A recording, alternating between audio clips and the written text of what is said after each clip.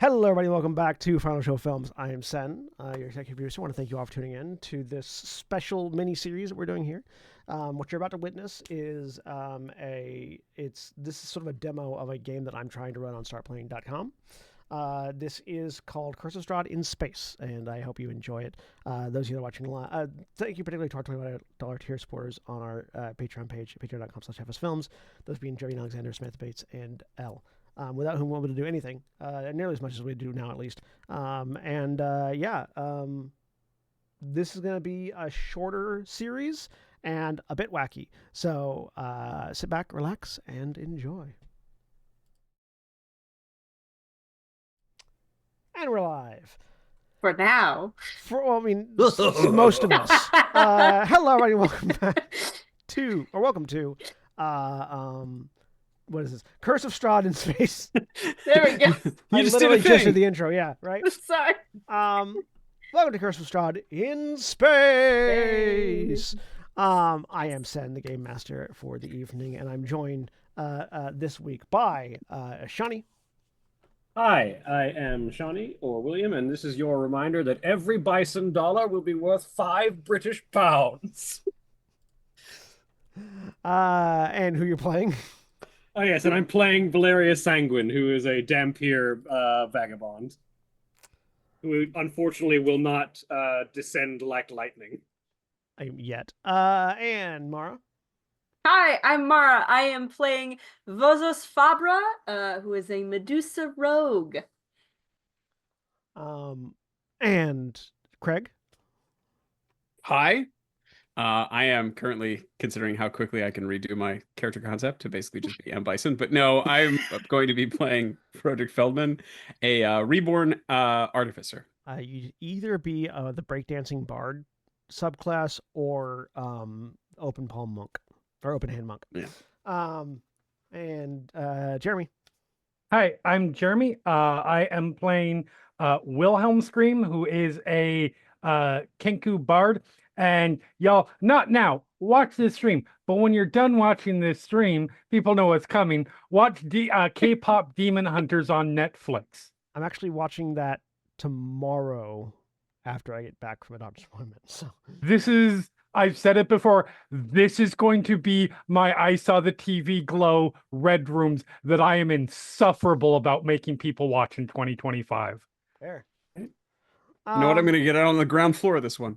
I'm not going to take 5 years to watch a thing this time. It's so good. As always, Black Lives Matter, trans rights, human rights, no, the stream isn't actually brought to you by anything because I'm not using any music or anything.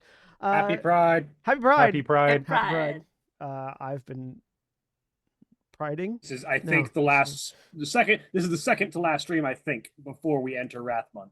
Anyways, but yeah, Happy Pride, and I've completely lost the plot. So anyways, this as a slight prelude. For anyone watching, this is going to be a shorter series. We're just doing this sort of as an interlude with one of our players in the Exandria campaign who's unavailable for the next couple of weeks.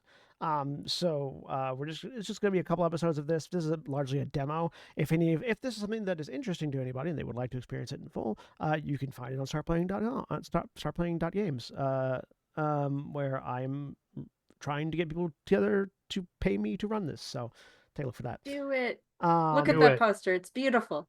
And if you are familiar with, they can't see. Let me show them that actually while we're here. I don't know if you're all gonna be in the wrong spots, but that's okay. This to give you all an idea of what the idea here is. I suddenly realized that I have not set up the Roll20 view quite properly, but I'll do that later. Curse of Strahd in Space. This is space. In space. You gotta do it, yeah. Yes, correct. This is not going to be a standard Curse of Strahd game. So anyone for whom Curse of Strahd is your favorite adventure module of all time, I hope you enjoy it because this is not going to be the one that you've played for many reasons. The first of which we'll get into now. We open with the camera pans across the astral plane, which for people that are less familiar with the cosmology of the D&D universe, that's space. the astral plane is space. Space. It's space, quite but honestly, weird. The icy is- blackness of space. It is quite honestly 80s retro futuristic version depictions of space. You know, He-Man Flash on Mars. Gordon. Yeah, Flash Gordon. He-Man on Mars, or He-Man on Mars, which is Flash Gordon. You know, riding space whales without a helmet. That's the astral plane. I want to do that. I mean, you have to make sure it's the right kind of space whale, the ones that have their own atmosphere, Okay. because if they don't have their own atmosphere, you will suffocate because there is no air in space. Okay, cool. Cool. Not if okay. you're in the astral sea, because you can't die there. Yeah. You can't suffocate there. You can die. I mean, you can die. Yeah, You just can't can't suffocate. if you're in an atmosphere, because they do Or have age. atmospheres. They do have atmospheres, specific atmospheres in the astral sea.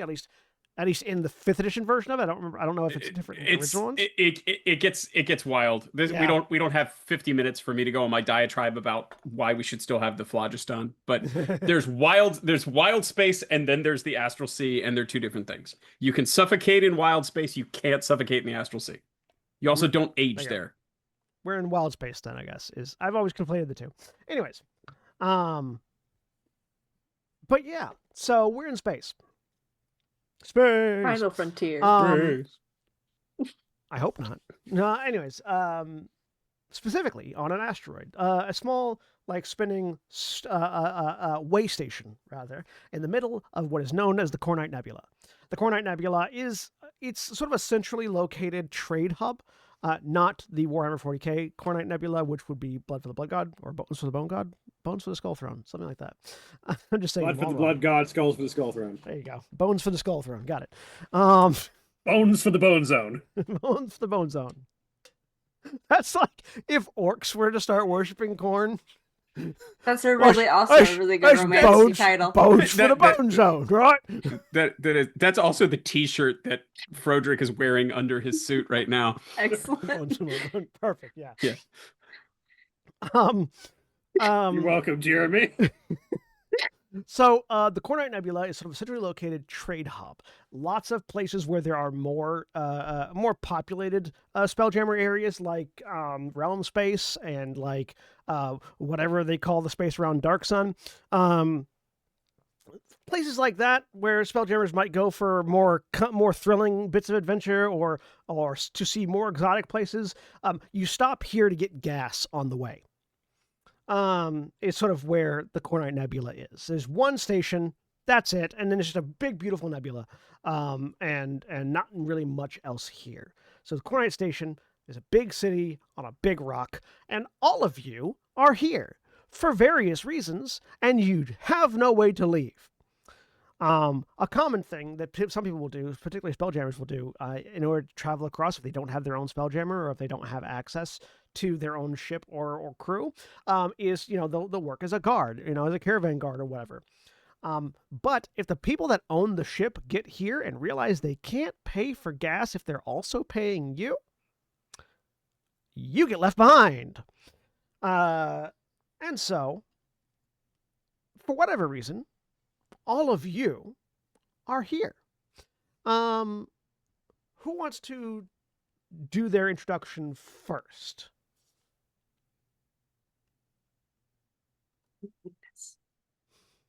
Any volunteers? I say, if no one else is going to volunteer, I guess I'll do it. Go for it. Shawnee, where would Valeria be on any given moment on the Cornite Station while you are stranded here, for whatever reason you've been stranded here? If I am leaning fully into this Pulp Fiction parody of a very specific fantasy character, probably standing out on the docks, staring out into the endless void of space. Just Oh boy. attempting to will a ship into coming here to pick you up. Pretty much. How long have you been standing there? Probably until someone decides to, ask her anything. So probably the past couple of hours.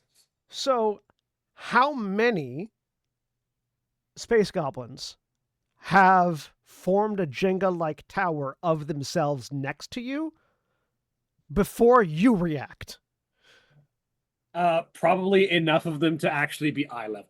So there's because they're not really good at building up. They're more good at building wide. There's about 50 goblins around you before you realize that they have been attempting to form a Jenga tower and have really been forming more of a ball pit. Just sort of right behind you because they're bored and this is entertainment for some reason.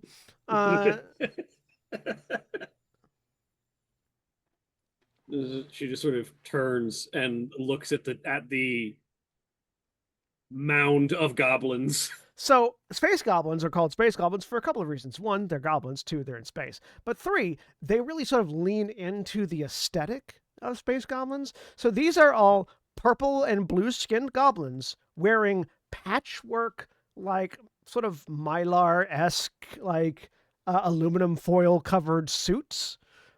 With big glass fish bowls on their head, many of which are not airtight, many of which have holes in them. Beautiful. And part of the reason why they're having trouble building this Jenga tower of goblins is the fishbowl helmets. It makes it real hard to stack properly because things just roll off or get caught. And so you're looking at a pile of about 50, skin tone ranging from dark purple to bright blue, goblins that are just sort of like climbing on each other in a pile, trying to stack, and then some of them sliding off, and every once in a while a structural bit seems to collapse and they just sort of like mushroom down. Valeria just stares at this writhing mound of goblinoids They don't and seem to waits for one of them to try and say something to her. They are talking loudly, continuously, to each other, to and amongst each other, trying to coordinate this whole thing. They seem to have either forgotten you're there, or you being there is less important.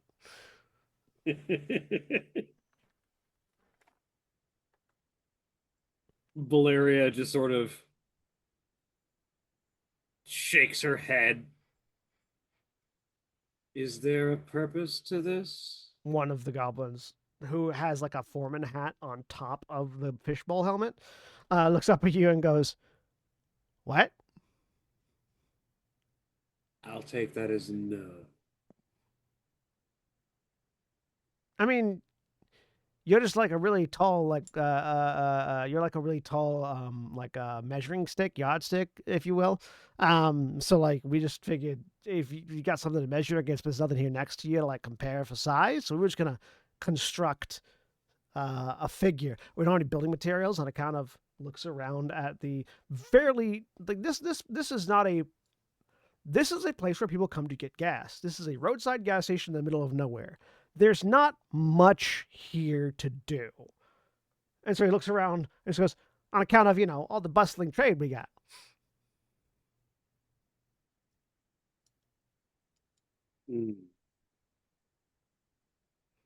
Anyways, turns back, pulls out a megaphone, and just goes, "Quadrant Z, you're slipping." And you look over and like a section of the goblins is just mushrooming down again. Weirdly, really very organized for such a haphazard decision. Valeria is curious how it can be this difficult when 3 goblins should be roughly enough because, she's only 6'6". Mm-hmm. Yeah. And these goblins, and several of these goblins are like 3.5 feet, 4 feet tall. It's really just down to the fact that they keep sort of like pyramiding out. Like 2 or 3 goblins high should be enough to reach like comparative height to Valeria. They, no matter how much infrastructure they add to this project, it doesn't seem to be getting nearly as tall as you.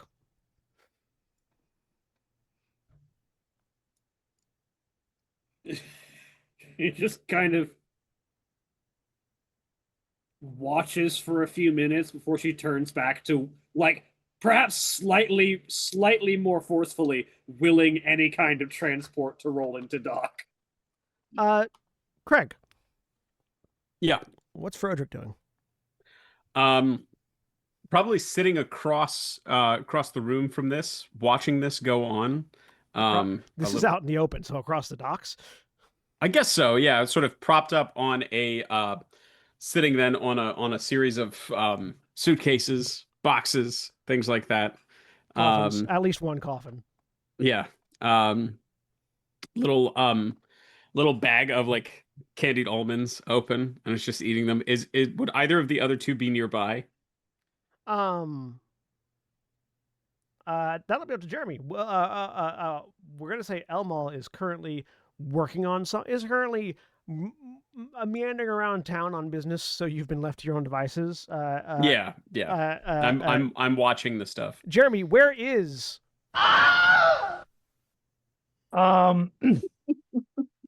So Wilhelm, I think, yeah, Wilhelm would be somewhere.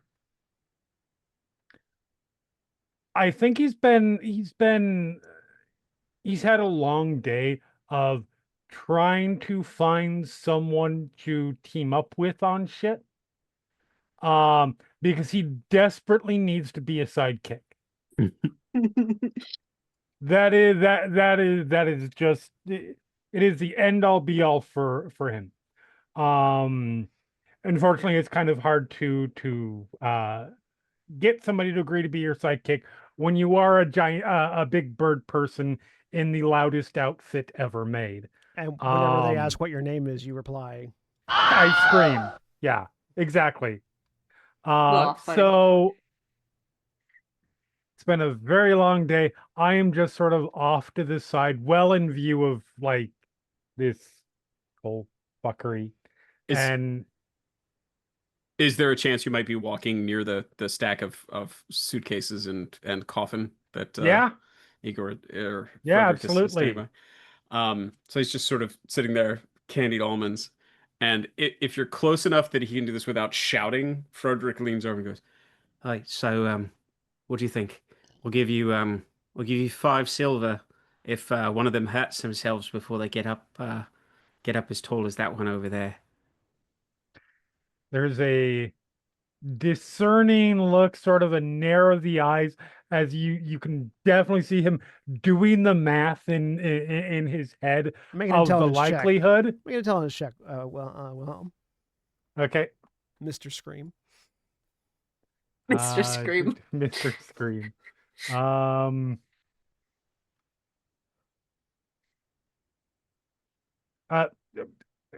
21. 21. It's going to depend on whether or not any of them decides to take their helmets off. If they take the helmets off, they can probably do it real quick, but they have thus far been reluctant. Thinks about it a second and just puts the money down. Nice. Here. And just will sort of, without taking eyes off, just sort of holds out the bag of candied almonds. Yep. Take some. Now here's the question: are you allergic to almonds? Wilhelm screams. No. Okay. No. Are you? Frederick? And there I die and meet my new character. So quick. A record. Soon. A record even for Jeremy. Yeah, really. I mean, but here's the thing, though.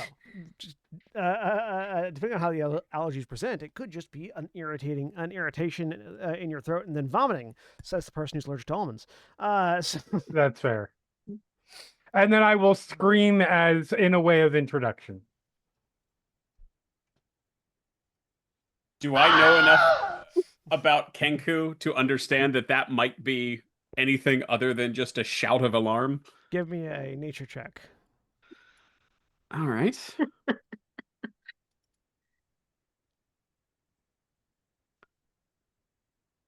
A 12.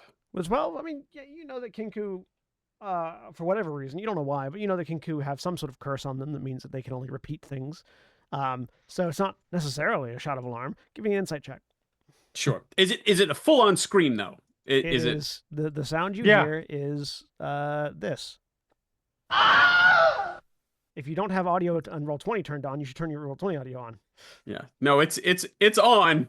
It's on, Sen. I'm pretty sure Craig knows what that scream is. It is exactly that sound every time. Okay. Yep. With an 8, you're not sure why he's screaming, but you don't Please think tell it's me an alarm. Please tell me that's being picked up by the Twitch chat as well. Please tell me. Oh yes. Oh yeah. No. They're here. Oh, good. They can. It has to be because they can hear what I hear. So. Okay. So I think there's just sort of a like, for the first time, Froderick's eyes are coming off of the goblin pile and sort of looking, one of them more directed at you than the other. I look back expectantly. And Froderick just goes, and then kind of slowly looks down at the almonds and then back up at you. Yeah, they're really good, huh? Nod. Take Oh. more. The name is you a similar Wilhelm scream is not exactly the same. Is like echoed back at you from the pile of goblins, though. It's not clear which one of them did it or why. Give me a perception check, everyone. I look over there expectantly as if someone was calling out to me. Yeah, all three of you can give me a perception check. Sure. Oh, 19. 12. And one from Valeria as well. Oh, sure. Why not? She's kind of in her own world right now, but why not? The screams were piercing. Yeah, no, all three of you are able to see that the one that issued the Wilhelm scream is a goblin that tumbled off the pile and then off the dock, and is currently very slowly and very easily retrievably floating away from the dock. And just let out a Wilhelm scream that got all the attention of the goblins, who looked and in unison went, and then got back to what they were doing. I think in that moment, while the goblin is still within roughly arm's reach, Valeria. It'll be like 12 minutes before it's not in arm's reach. That's how slowly it is floating away.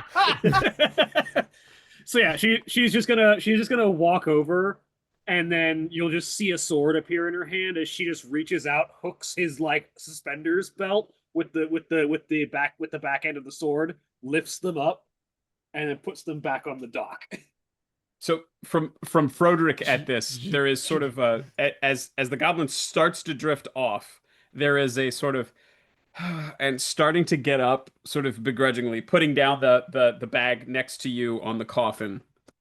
Starting to get up, the sword comes out, the movement gets much faster, and then it becomes obvious what's happening, and Froderick just sort of, to be fair, sits back down. From a side angle, it looks like Valeria stabbed that goblin. From your perspective, it initially does look like an impalement.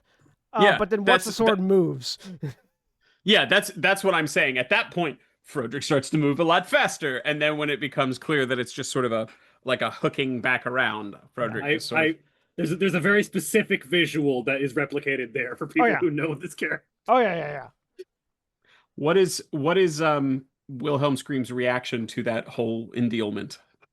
There is sort of a leaning forward, like in anticipation, and then when Valeria goes to like hook him, bring it back, you hear it sounds like sort of a deep rumbly, like what you would expect from maybe a bugbear, just a boo.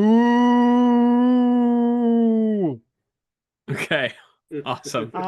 Welcome, Raiders, from Val's Raptor Pack. This is Curse of Strahd in space. It's gonna be silly. Buckle in. Space. In space. Strange, forbidding, thrilling. Anyways, speaking of strange, forbidding, and thrilling, Vozos. There you go. How many rats have you assassinated in the past 24 hours as you train yourself? I'm just gonna do a check real quick. I'm gonna just see how we're doing, because it's why is it -1? Is it because of my strength? Yes. Hang on. How do I get that to go back to finesse? There it is. That's why. 19 38. rats. Okay. 38. 38 rats. Yeah. 38. You stare at the latest rat statue, Ratu, if you will. That you are standing in the middle of you're standing in an alleyway on this city on an asteroid rock, staring at this rat that you have petrified. What's going through your head as you are looking at the 38th rat you've killed in training, with your gray gaze? And or Could have dagger. been doing this anywhere else. Sorry, repeat, because there was I could have been doing this anywhere else. Yep. Anywhere, literally anywhere else. Literally anywhere else. It several of the hairs, doesn't smell as bad now, which is nice because I'm still a little queasy. Sort of several of the hairs that are snakes on your head hiss in agreement. Yep. I'm going to attempt to kick the rat, the petrified rat, so it crumbles. Give me an athletics check. Okay. 19. Frodrick and Wilhelm, as you are watching this scene play out, a stone rat floats by at significant speed past you. Vozos, it didn't crumble, but you definitely punted it, and it's just going. Where does it look like it's heading towards? Away. Does it look like it's going to collide with anyone? Not at the moment. I think, yeah. Can I change that? If you want. How would you like to change it? Hold on. I need to look and see if I have any spells that'll help me with it. Huck a dagger at it. There is very little the amount of gravity on this asteroid is low. Most things, unless they are of a significant mass, if they're as small as a stone rat, they will float for a while before gravity can take them back to the ground. So okay. Here's what I would like to do. And it may end up just destroying it. That's fine. But Wilhelm raises their hand, points it in the form of like a finger gun, and you hear the sound of boom. And I'm casting finger guns to try and hit it I'm aiming to hit it just on the side to see if I can billiard style deflect it to knock into Wallow Goblin. Go ahead, give me a first attack roll with the finger guns. Send a petrified rat into the goblin mound. That's 17. Now give me a performance check. Okay. For the trick shot. 13. Yeah, no. With a 17 and a 13, not only do you hit, the petrified rat does not break on impact, and it does just ping. You impart enough force that it just shoots in towards the pile of goblins and begins to pinball around inside. Instinctively, you just start making pinball sounds because you know what those sound like. Yeah. As this rat is and you watch as the mound of goblins sort of and begins to float in many different directions. As if they all got their ass kicked by a stone rat. Which does make them form, for a brief moment, a tower taller than Valeria. As they float past each other. Perfect. The goblin foreman takes a picture and goes, "Success," and walks off. Perfect. Frodrick just sort of something interesting finally happened. I'm gonna push my sunglasses up and walk slowly out of the alleyway to see who shot a. Who won that bet? This is a good question. I just look over at you. Yeah, I mean, I had bet you they were going to fall over and hurt themselves. So Frodrick kind of again slowly looks over, one eye making eye contact with you, and goes, "You know what? I'm not even mad. That was something else. Here, I'll tell you what.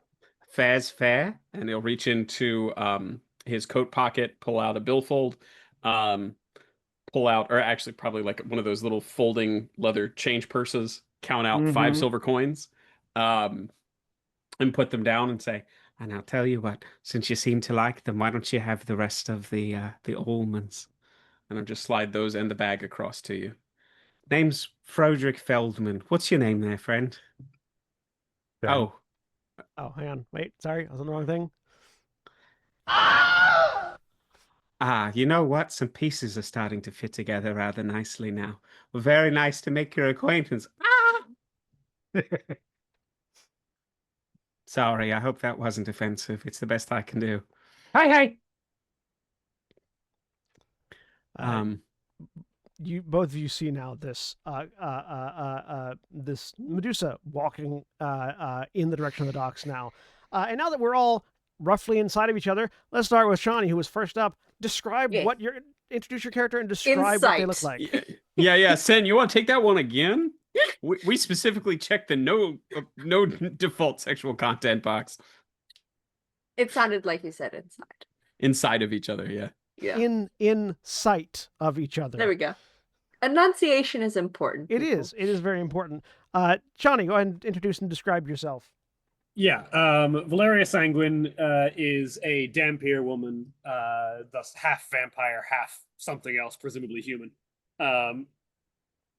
And tall, 6'6", in a long crimson overcoat, with long flowing black hair, bangs draped to about mid-chest, with this sort of like waist wrap that looks like it mostly just sort of like holds the binding around her chest in position, along with like keeping it in uniform with the breeches that she wears. Like leather bands around the forearm that lead to like form-fitting black gloves that look like they have practically no like give to them, but that's fine because she's half undead and does not sweat. The audience can see it. I'll put the character up. And has a long katana that seems to come and go from existence as she desires to have it be visible. Bright yellow eyes with that sort of like faintly slitted serpentine look, and black leather boots. And Craig, why don't you go ahead and introduce and describe Froderick? Sure. Froderick is about 5.5 feet tall when standing. He has a pretty severe curvature to his spine, manifesting as kyphosis, coming up a little higher on the right-hand side. A little bit of strabismus in slightly mismatched colored eyes as well. Other than that, he is clean-shaven. He looks to be either anywhere from a very worried late 20s to a fresh-faced 40s. But clean-shaven, sort of curly, fawn-colored hair, curling out from under a derby, and wearing a what we among the earthbound of the viewers would recognize as sort of a Edwardian era footman's or valet's outfit. And Jeremy, please feel free to introduce and describe. This was the best decision I've ever made in a Final Show Films game. So Wilhelm is a Kenku. So raven creature, black feathers, about 4.5 feet tall, fairly lithe, and dressed in, again, the loudest suit you could possibly imagine. It is sort of a reddish yellow coat with tails, a green inside, or I'm sorry, not green, purple inside trim that can be seen on the lapels, with sort of a yellow detailish to it.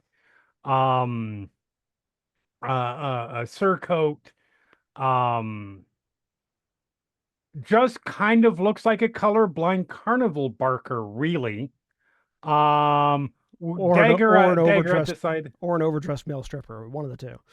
One of the two, for sure. And yeah, just fairly unassuming. Besides that, and Mara, besides the thing that draws attention to the eye. Yes, which is that his name is. Definitely that. The sound did not play on my end. I don't know why. It played for me. It played for me. Yep. I need to reload Roll20. Maybe. Mara. Vosos Fabra is a Medusa, so woman with snakes instead of hair. She's on the shorter side of things, like 5'2", 5'3", maybe. Has the snakes on her head are like are yellow and orange kind of colored. They're sort of looking around. They like to check things out, sort of constantly keeping a swivel eye. She has you can't see her eyes because she's got red or like orange sunglasses on covering them. They're very opaque.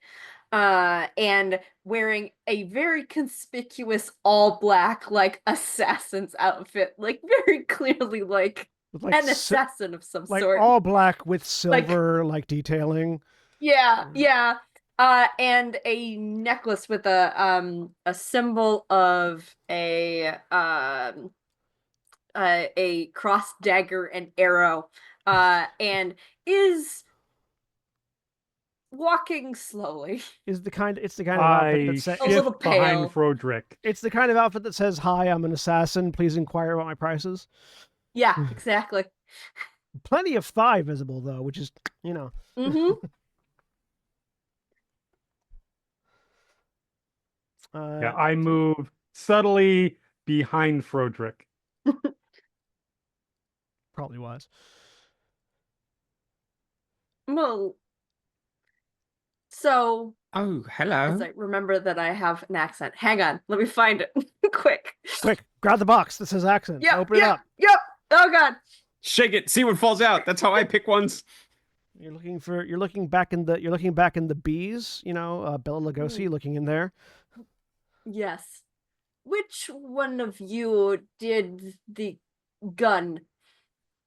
She's A looking little around, hand like goes up clearly and looking points for downward, downward, like at Frodrick. like at Frodrick, who is now pointing backwards at me. Yep. A mystery. What? No, it was. They. Do you want me to tell her it was me? I can hear. Right. I'm sorry. I'm not really certain. I didn't think it was me, but it might have been. Hello, I'm Frodrick. You seem unsure. You know, things are very confusing. I've been on the station for a very long time now. Or maybe just a couple days. I'm not certain. Lord Brightcott is the one who keeps the schedules.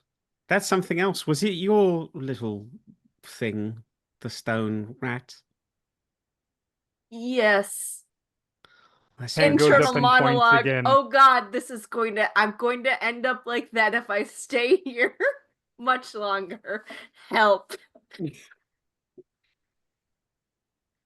What what is Wilhelm doing? Behind Frederick again. The hand when you say it was yours, the hand goes up and points at him again. You can just see the hand, just see Wilhelm's hand. Okay. Yeah, it was- Like over the shoulder behind. So like, Wilhelm is hiding behind, like fully behind. Yes. Frederick. Yeah. fully okay. behind Frodrick. I'm gonna start shifting around. I love that our party has Shifting the with.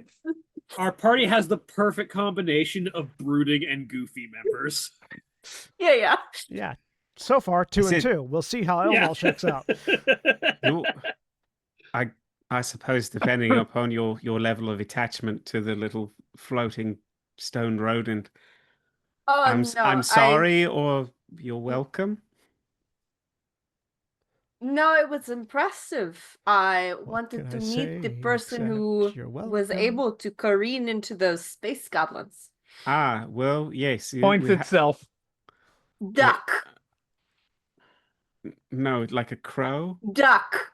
I duck. I'm gonna What are you flinging? I lift up a knife and I'm going to fling. I'm trying to hit whatever's behind him because I like. Okay, yeah, make a attack roll. I feel like there's enough. Like you're hiding behind him, but like size wise, not super Right. different. And you are wearing something very bright. I feel like I've gotten a glimpse of like the edge of something. So you're telling Right. Frederick to duck. Yeah. Yes. And to which Frederick's response is, "No, crow." And I duck. Yeah. Make an attack roll with disadvantage. Okay. All right. Frederick doesn't. Beautiful. Excellent. Disadvantage. I'm sorry, I'm gonna do the Can it- first PvP. Hang No, on. it's all good. It Where's didn't this take So it. thing? make sure We it's are, make we sure are it's really. make sure it's the throne. If you have it, if you put the dagger in Yes. automatically, make sure it's the throne Mhm. template. Yep. Because Yep. that We does are use your really strength. speed running this. Yeah. Yeah. Oh my It doesn't- god. It doesn't have to use your strength, but the finesse, you can either use strength or dexterity. Yeah, I'm gonna do the finesse because otherwise it's still showing it as that. I'm trying to figure out where on here is the disadvantage. But I'll At the just top where it do- says oh, automatic, I found it. change found that it. to disadvantage. Yep. Yep. All right. Finesse.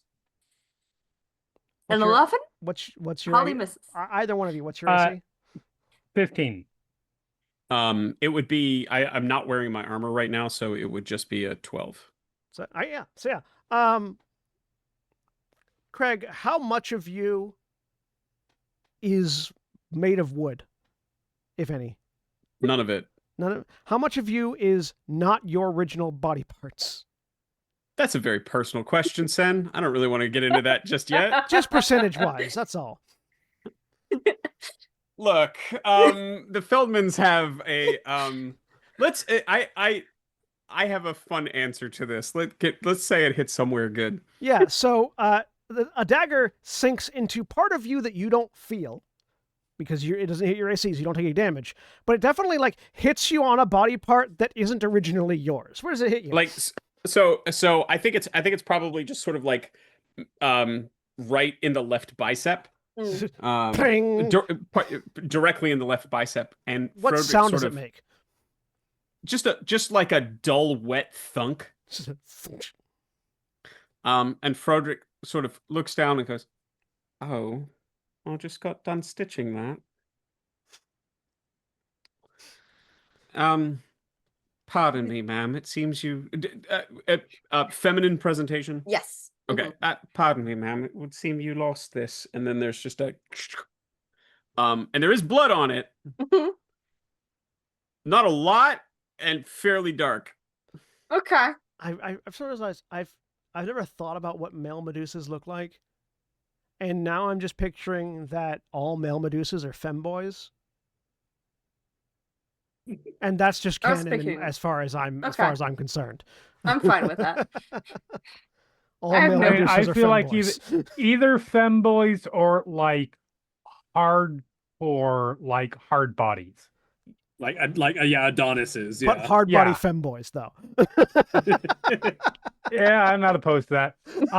like Achilles. Like yes, exactly. Achilles exactly. Like either not sure if adult or 16 or Achilles. Nothing else. Yeah, 100%. Um, I step out from behind Frodrick with finger gun pointed, and you just hear the the four clicks of a revolver. Pulling no back. you hear the good, bad, and the ugly theme. Doo-doo-doo-doo. Wah, wah, wah. I just pardon me. This is space sci-fi. I can make all the pop culture references I yeah. want. Absolutely you Do it. can. Excuse me a moment. I'm going to have to get a pipette. And he's sort of looking around. Just bits of Nice blood to just, meet you. just floating in the air. You have very good aim. The narrowing of the eyes. Thank you. Oh wait, are we still doing that? I do not think it is necessary anymore. Okay. Well, May I have my knife back? just let me just one moment. And pulls out a pipette, like glass pipette with Uh-huh. a ridiculously large rubber bulb at the end, Yeah. and sort of runs it along the knife, squidging up as much of the viscous blood as possible, and goes, and then pulls out a handkerchief, which has been laundered. It's not pristine white, but and then sort of the knife, which Stained handkerchief. in my mind is still hovering, like just in the air, very slowly falling down, but not fast no. enough that you can't. He's holding it. Okay. He's holding it. So he's been taking the stuff off Okay. and then takes it out, wipes off the rest, and says, "Waste not, want not," and then holds it back out, gingerly holding it by the blade and holds it out handle first back. We'll take it. Okay. The situation seeming to be resolved. There is the motion with the hand of like twirling the gun around in a flourish with the high level like Yeah, no, you got the effect, the VFX And then- going. yeah, Yep. Yeah, or the sound effects are there, right? absolutely. Yeah. Okay. Amazing. The sound effects are so good you can envision what's happening without being able to see Yep. it. Yeah. And once it down to the side, wave with the fingers. Vosos. Very nice to make your acquaintance, Do you do you, Madam do you, Bozes. do you, do you Yes, share your name? I give my name. And again, I'm Frederick Feldman, valet to Lord Bricart, who's attending to other business on the station. Yeah, you do see that Do on the coffin there is like embossed the name Elmel Bricott. Fascinating. Do I know that name at all? Give Is me a it history check. recognizable? Give me a history Yeah. check. Turn off disadvantage.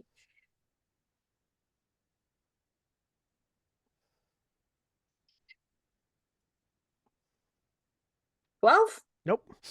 Okay. There's can I roll to see if I notice that's what she's looking at? I'm saying no because of the sunglasses. Okay, fair. You can't really see where the sunglasses are reflective, so you can't really see where the eyes are going, No, hey, I forgot about the sunglasses. which is That's intentional totally fair. because Medusa. Oh yeah. Yeah. No, I get it. I just forgot about it because I know. old and brain small. Yep. Yeah. Brain not small, brain just graying in certain areas. That's very true for both Froderick and me. So how long have you been stuck on this rock? Froderick will sort of gesture to Wilhelm. In the voice of an old woman, it's been 84 years. Now, was the old woman in context saying how long she'd been married or how long her husband had been dead? It's for Since- reference. since This a is boat Rose sank. from Titanic. Yeah. Gotcha. Yeah, it's from, Since it's the from boat the end of sank. Titanic. If you Got it. think anything I say in actual words is not going to be a pop No. culture quote, you don't know me well. 100% I- fantastic. I'm very Do it. excited. Beautiful. I'm just gonna ask questions. No, for sure. I'm so excited for when Wilhelm says we're the weirdos, mister. Moses looks aghast. Just aghast. How do I recall how long it's been since Bricott and I got here? History check. Oh god, okay. Not because my history is bad, but because that doesn't It's bode been well. that long. 25.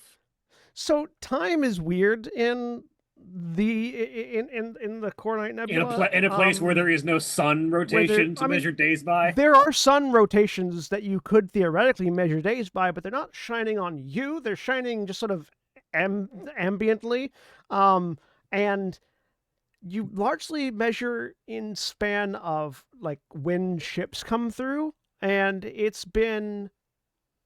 Listen, that was my second choice. I just didn't want us to get a copyright strike. I mean, what you could have just done was it's been 85 years. Combine it. Speak like a ransom note. Exactly. Yes, that's what Kenku do. I hate that.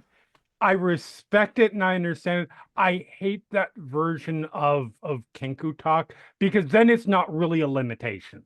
Well, Right, what you have to right. the trick is though you have to vocalize the ransom Yes, note. that's true. That's true. You have to do the bumblebee. Yeah. You largely measure time with the 25. You largely measure time in like when does a ship come through or how many ships come through. And it has been 6 ships since you arrived, which for anyone, for all of you, it's been at least 2 ships since you've arrived. Okay. Minimum. For you guys, about 6. If you are trying to measure time in a span of time, nobody that's native, nobody that lives here bothers with measuring time. Yeah. But if you're trying to, out of desperate hope that you will eventually need to again at one point, the last, like, the gaps between ships tends to be anywhere from like a week or 2 to a month or 2. So Okay. All right. 6 ships. All right. Fair. So Somewhere between 6 months and 6 years. okay. Somewhere between there. So Froderick then will take and say, well, I am someone who prefers to be exact, so, and we'll reach into again another inner pocket in his vest, pull out a little sort of spiral bound notebook, flip back through, and say, And if you want names for those, I have them. for the ships. Yes. No, that's not where he's going. We'll look back through and say, 527 bowel movements.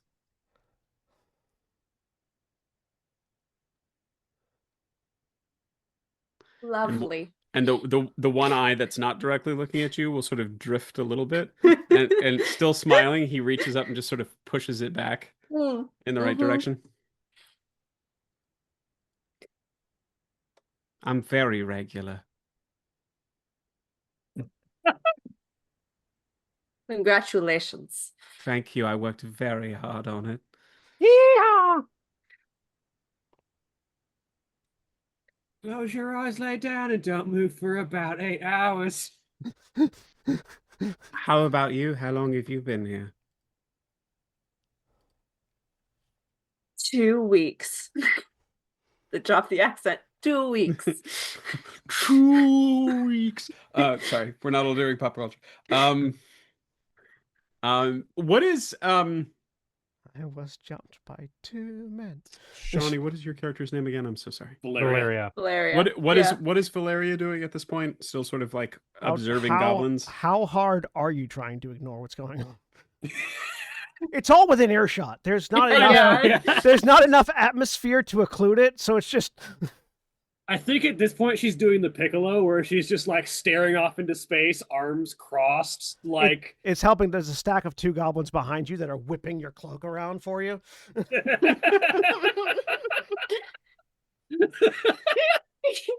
They weren't asked. They just decided to. Yeah. She absolutely said nothing to them, and they decided to start doing that. She's trying to ignore it. She's failing.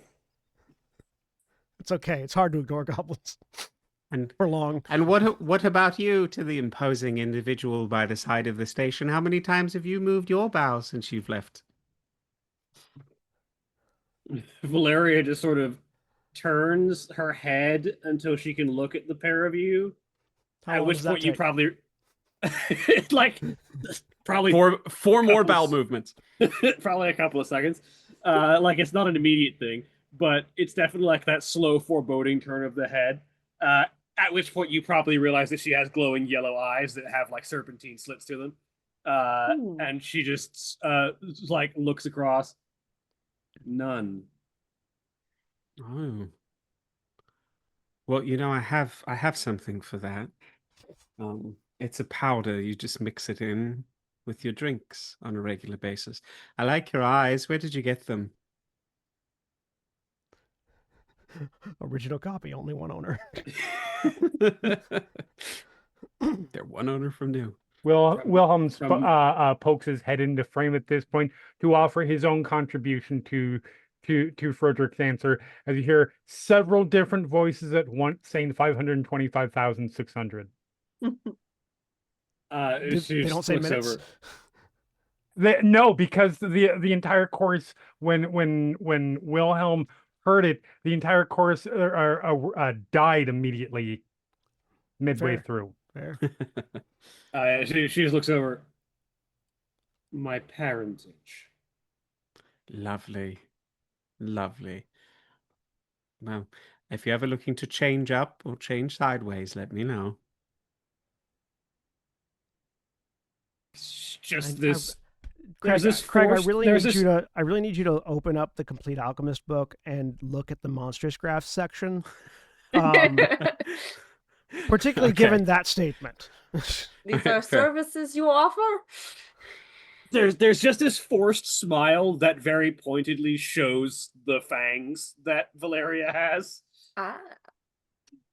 Just something that always ran in the family. Like I said earlier, waste not, want not, something of a family motto. The family arms, of which I still have one. Little joke. Not a joke. Why? Are you looking to make some improvements? Not in the immediate future. Well, if we're here for much longer, we may all need some changes. And that's a perfect segue. Ah. That's a perfect segue to our break. Hey! So those of you that are watching, when we take our break, you take yours. Stand up, stretch your legs, move around, do whatever you need to do. We'll be back in just a few minutes and in just a few weeks in game time. Fantastic. Nice. Stay tuned to these commercials, and we'll see you in a minute.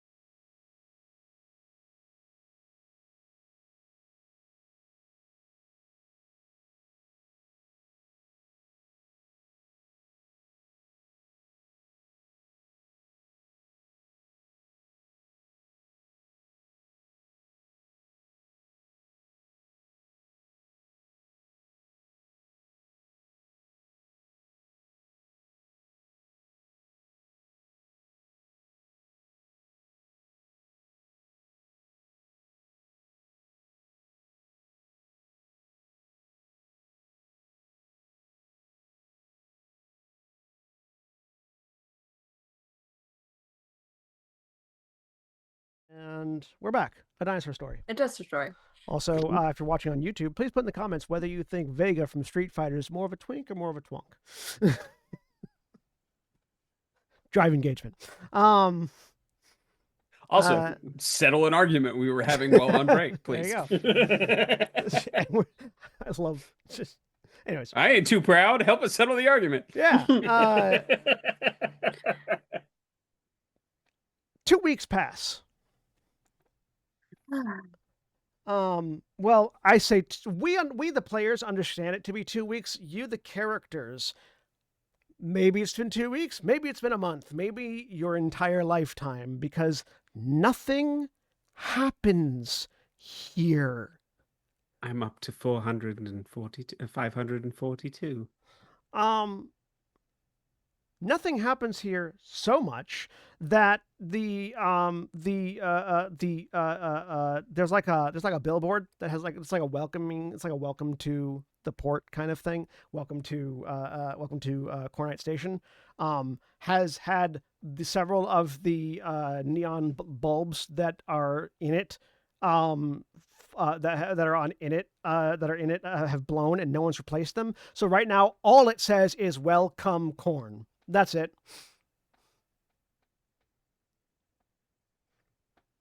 RELCOMKORN.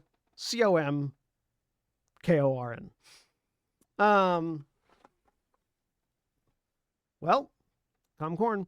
Calm corn.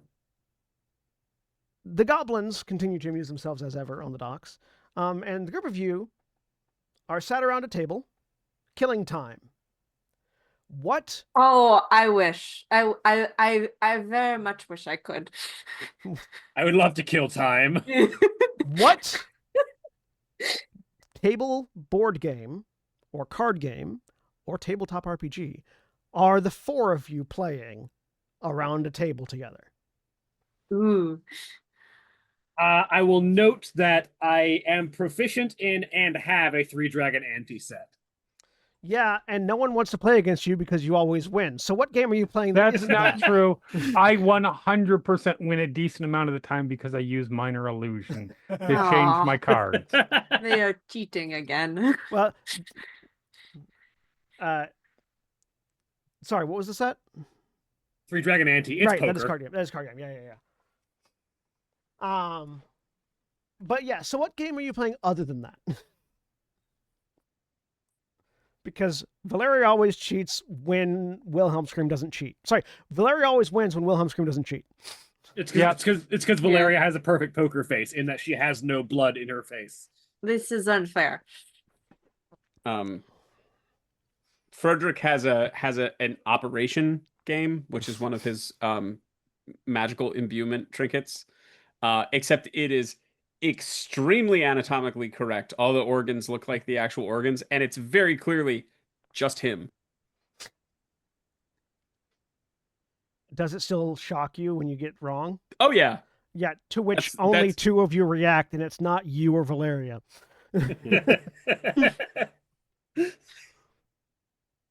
This is more entertaining. I would like to play this So instead of the cards. So you're playing Operate on Frodrick. Yeah. With a little miniature Frodrick. Honestly, I made this just to help keep my hands nimble between when I need to do it. But if we can use it to pass the time, I'm more than happy. So, might come in handy.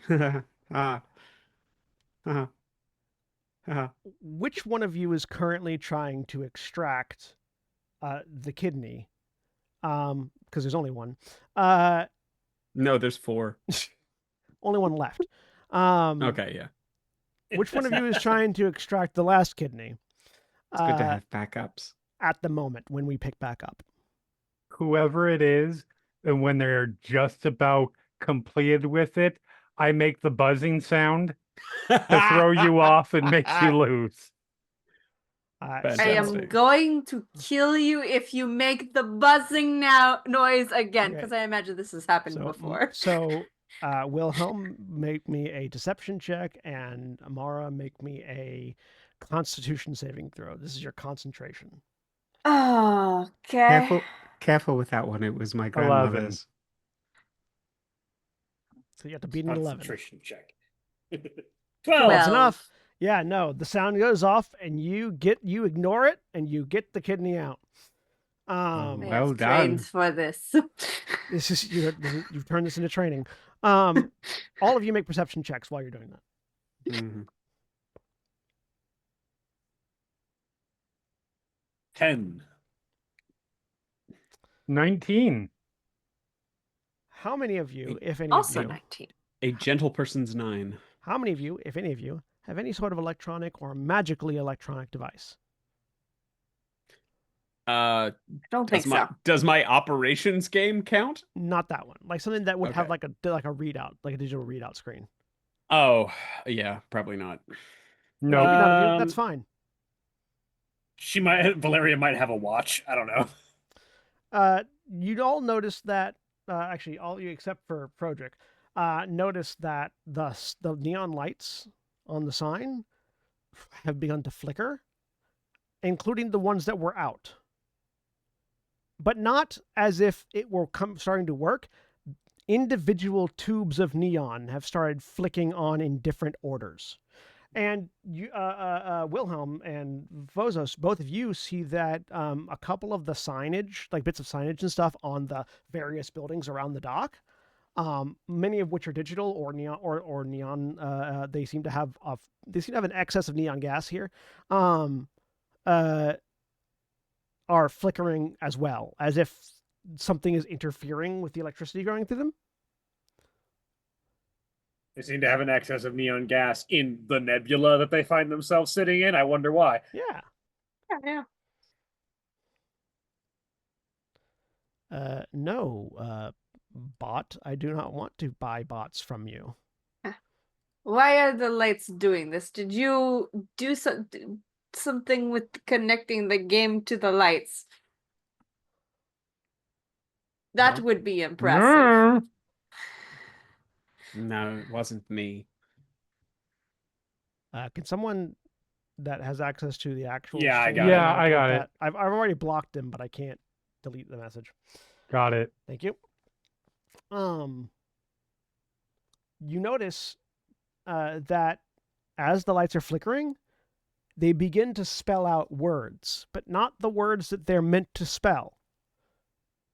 Each of the bits of flickering lights begin to spell, "I am the land."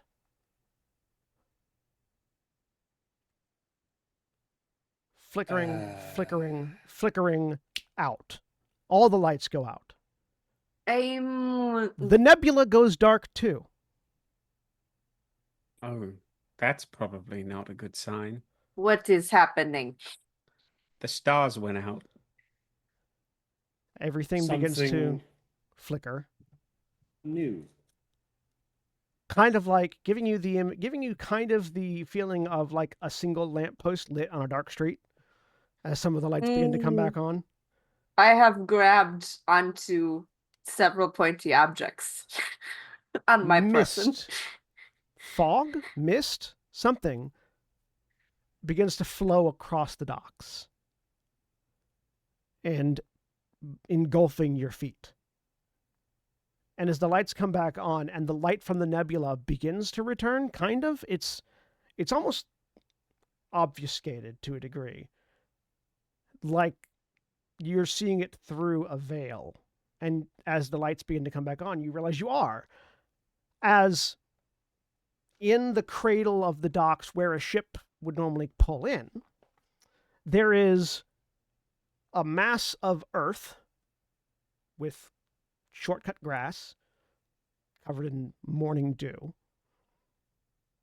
just wedged into the dock. Maybe because where the edges of it would end and like the dock would begin, there is this thick white blanket of mist and fog that obscures the ground where the presumably bit of ground that this grass is on ends and the dock begins. You can't actually physically see it. It's just mist. Behind this mass of land that has appeared, there is just a massive wall of spiraling mist, and you watch as the nebula that was this brilliant series of colors has become veiled in this fog that you're still seeing the nebula through, but you're not seeing as clearly as you did before. It's been covered. And you're definitely seeing bits and pieces of the nebula seem to be blocked by land masses. Maybe it's hard to tell at this distance. But more relevantly to all of you, atop this grassy knoll that has appeared is a house. A 3-story Victorian-era house with a front porch, a door, and a mailbox.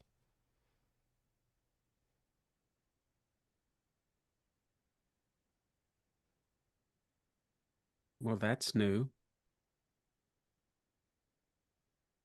And exciting. I'm gonna walk toward this thing.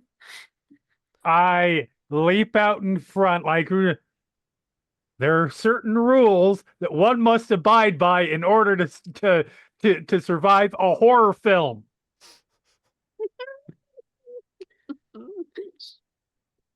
Such as. Broderick is just packing up the game in the background. I just point. There is a loud, like, door banging as you do that, and the man that you all know to be the Dockmaster, a large troll. Well, he looks like a troll.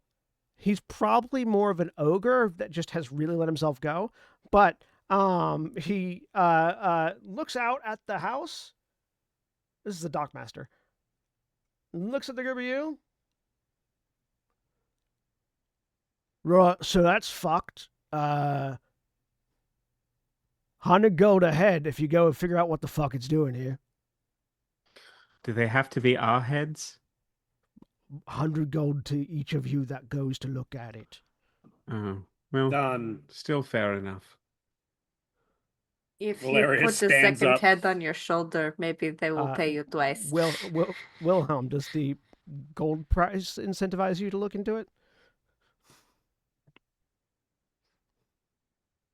Fine. That's charter price off of this station, so yes. I'll look back up at the hand on my shoulder and say, I have been thinking I do have some sketches in that direction. Probably not the time, but The Riemann. twice as much, ideally. We'll do it. I'm gonna Right. accept the math group. He will very quickly produce like a contract that he like. It's one of those like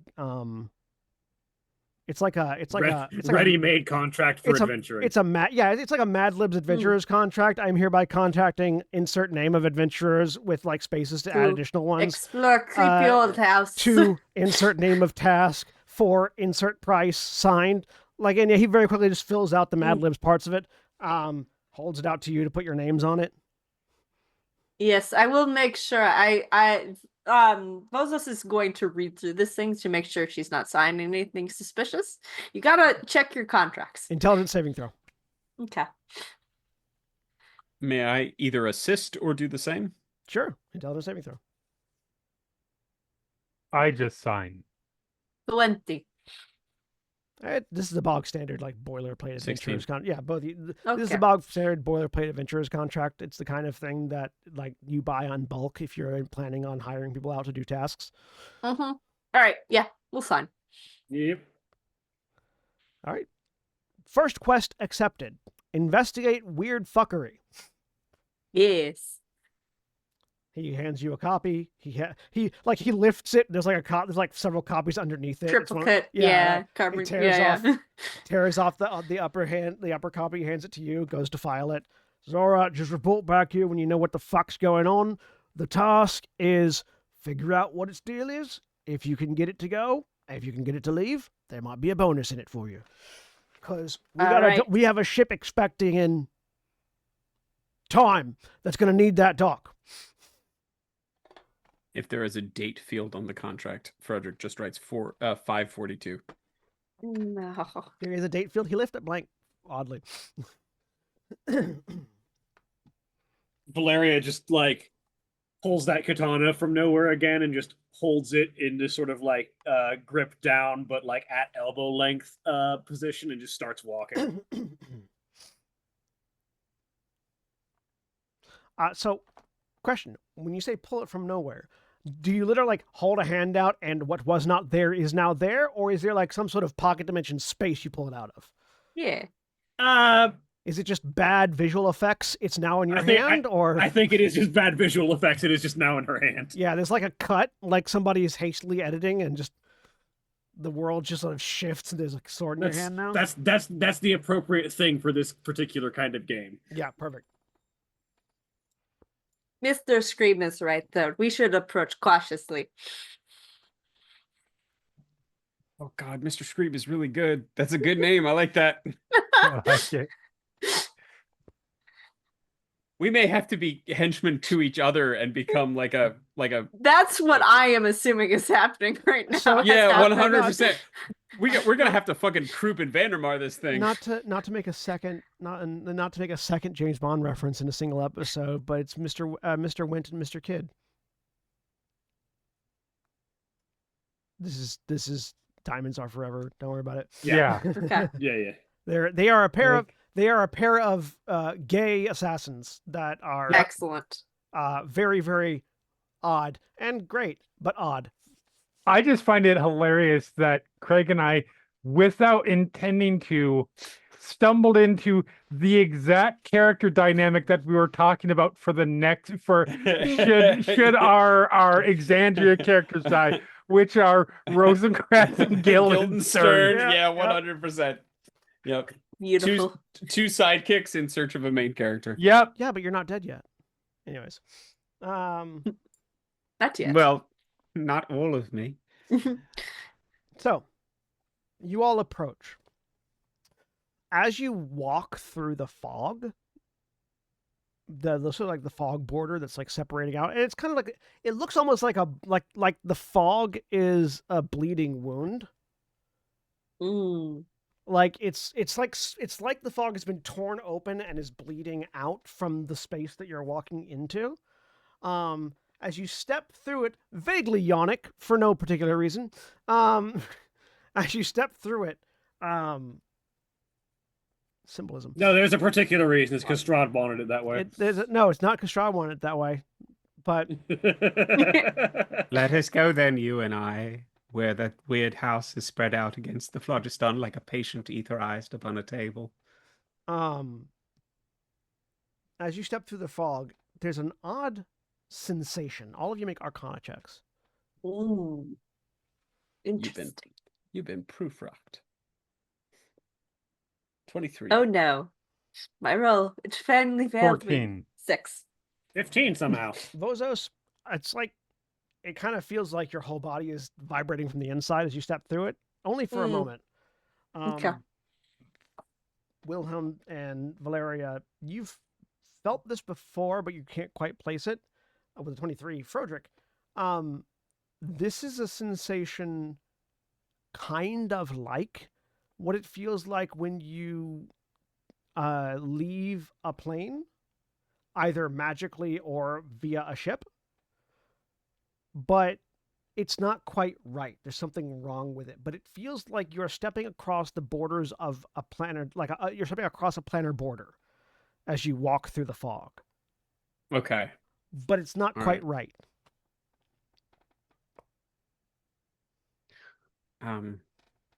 It's like we've just permeated a planar barrier, but not exactly so.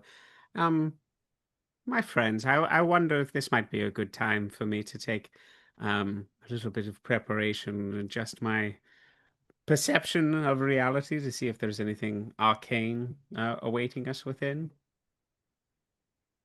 Does this involve replacing your eyeballs or taking something? A little from column A, a little from column B. We'll find out before the next ship comes in. Well, Don't it take just too long. it should only be just about 10 minutes or so, if we have such amount of time. Or are you I trying? don't every- believe are the you house is currently going anywhere. are you attempting to stop like in the middle of the fog, or are you crossing all the way through it to the grass first? No, I think we're crossing through to the grass Okay, rather than cool. stopping in the middle. Yeah, But yeah. but once we get through, and I'm aware that we've crossed through into something else. If we're okay stopping on the inside, unless anything happens immediately, I'd like to ritual cast detect magic, Yeah, Yeah. fine with that. which does involve him swapping out his eyes. So yeah, you take 10 minutes to cast to ritual cast detect magic. What does it look like? What do you do? I mean, he literally sits down, and goes and opens up. Reaches into a bag, pulls out what looks like a contact lens case.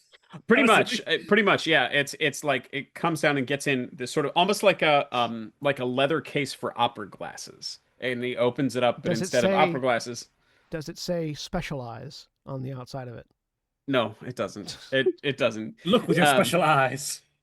And it just, but instead of opera glasses inside, there are two glass jars tucked down inside the leather, and he will sort of take each one, but very much like swapping out your contact lenses. We'll sort of reach up, open up one, reach out, and then there is a excuse me, everyone, and then there's just a, and we'll take one out and swap them. And then now the eyes are this sort of like very light lilac. Oh, sorry, that always gives me such a headache. And now I have detect magic up for the next 10 minutes. What happens that causes the detect magic to fail at the 10-minute point? Like, do the eyes just pop themselves back out and go back, or do they just fade to the color that they were previously and you have to change them out in order to do it? No, they dry out. Okay, cool. For dry eyes, clear eyes. Yeah, is exactly. awesome. So yeah, looking And around, I think if he recasts to keep it running, it's just like putting in drops. yeah. So looking at this sort of tear, you're getting there's a lot of magic here, but it's not really identifiable. It's not like it's a coalesced magical school or anything like that. It's just raw magic formed to purpose. The kind of thing you would see at like a ley line or a nexus, but more organized. And yeah, the hole that looks like a bleeding wound seems to be a wound. Like this is not supposed to be a hole. This is supposed to be a wall. Okay. And that wall has been torn asunder by something. Okay. You're not sure what, but it's I was you gonna can see say, that Andy. you can see that the magic is desperately trying to like knit itself back together, but it can't seem to connect to itself to do so. Does it give me the impression that we might get trapped in here? If it maybe it's hard to tell. Like you've never heard of you've never heard of like I mean you've never heard of a planar crossing being trapped. It's just that you have to wait until you can cast plane shift again or whatever, or get on a spelljammer and leave. So you don't really have the ability, like the insight to understand if a thing like this could even be a trap. It's just this is the border between two different realities that has been fundamentally wounded. So sort of realizing that, Frederick will say, "Oh, there's a possibility that might seal up behind us. If everyone doesn't mind, I'm going to go and get the luggage and bring it through because Lord Brykart would be rather cross if I let my things be left behind on the other side of a planar breach."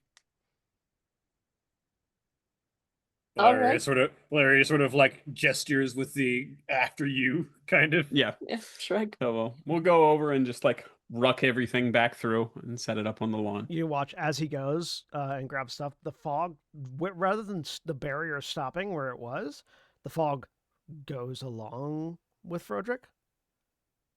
Mm. And then once Frederick grabs all the things and brings them back, the fog doesn't come back with him. It stays out there. Yeah, but at no point does Frodrick ever leave the fog, Okay. except when he gets back to the grass. Interesting. It would appear I've made an inroad into the station. That may prove to be unfortunate, but for now, let's keep investigating. Yes. Yes. I would do have see- liked to be You checking like the because there's like steps up to Mhm. either the porch or the front door or Yeah. something like that. Uh-huh. I wanna start checking for traps. sure This go is the classic rogue thing. and give me an investigation check. Okay.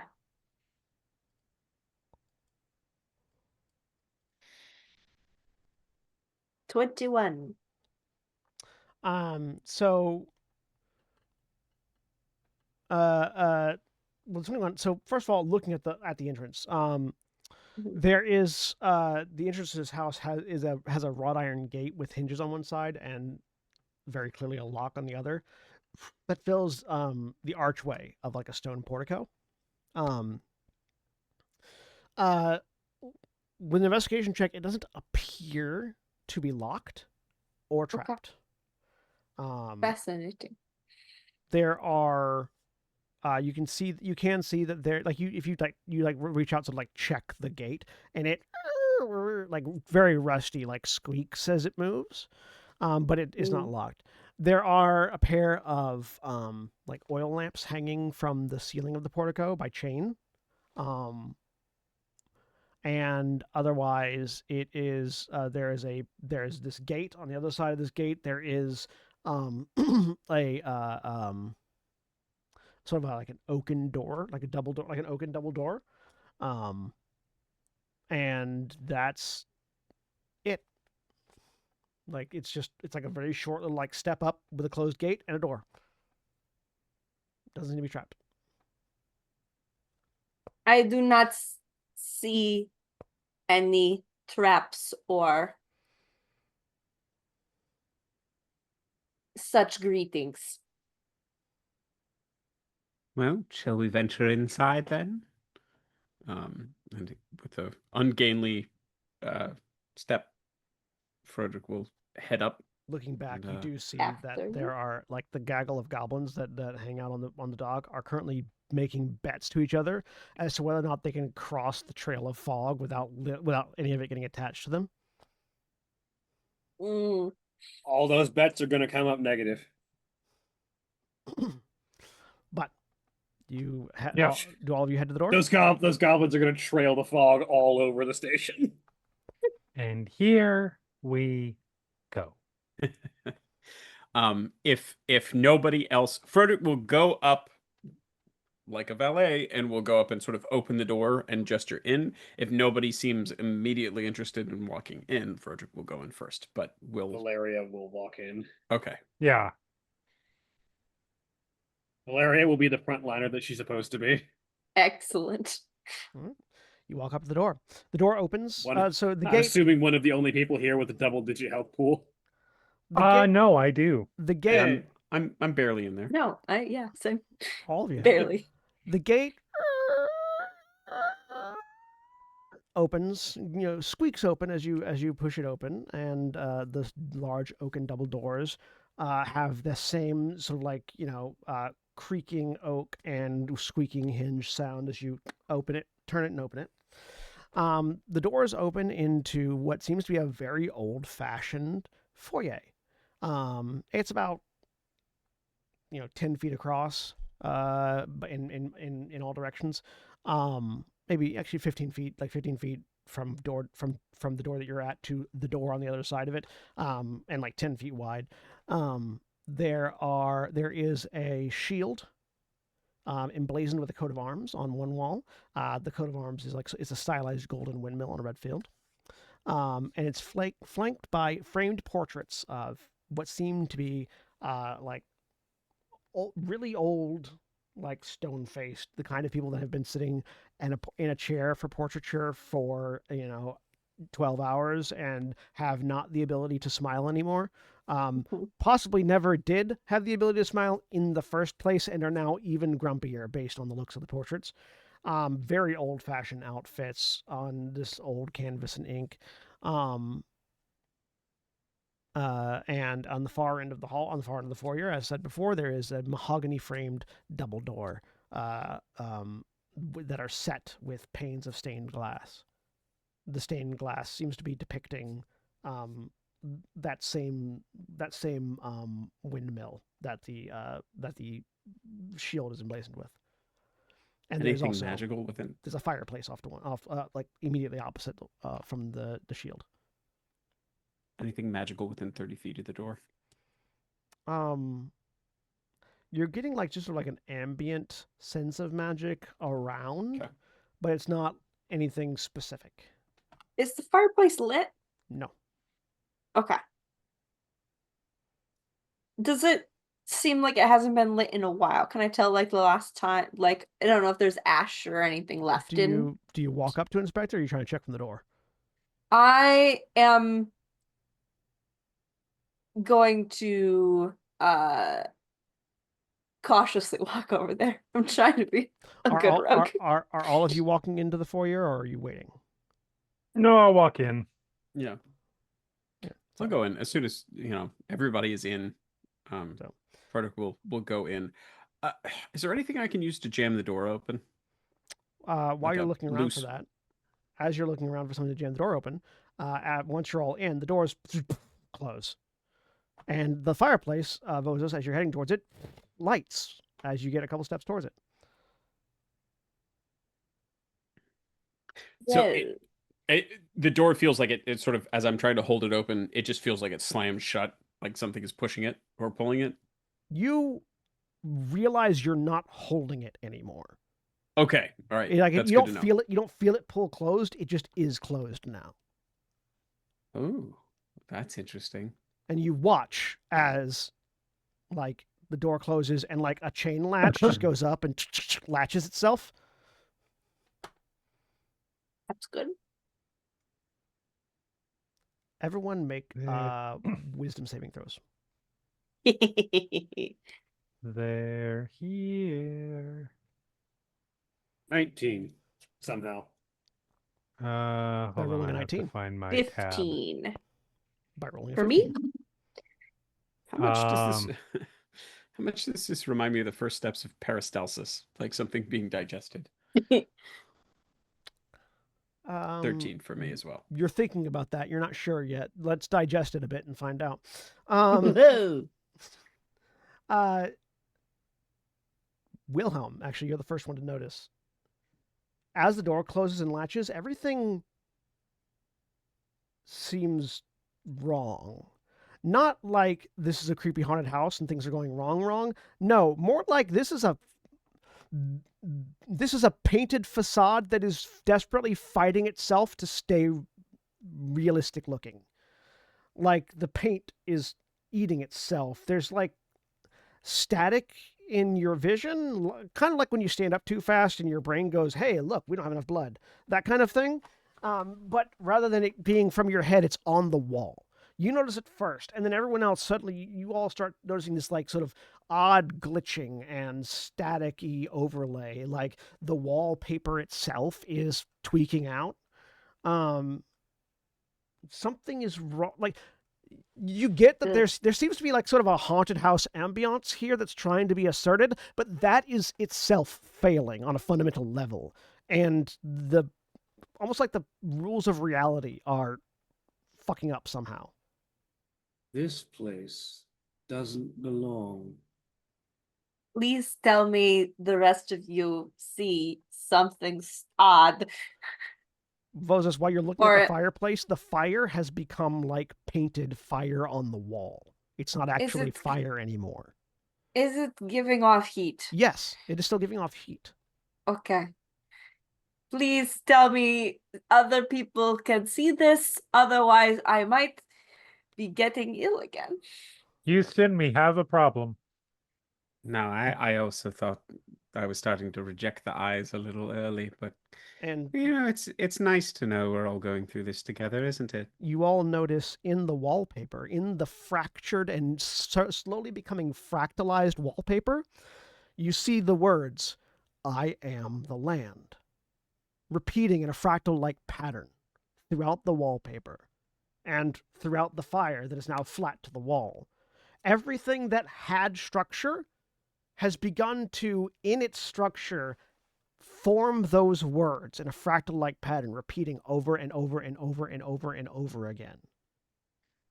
There is that same phrase in the neon. Someone very much likes that phrase. I'm gonna dig into my medical kit and pull out a stethoscope, like an old sort of, turn of the century era stethoscope, and hold it up and listen to my chest and see if I can change if like my heartbeat is different at all. Give me a medicine check. Sure. Your heart now beats to the rhythm of "I am the land." Yeah, I mean, yeah, kind of. Very good. Whoop, natural one. Well, natural one. Oof. Oof. You're pretty certain this isn't your heart. This is probably someone else's.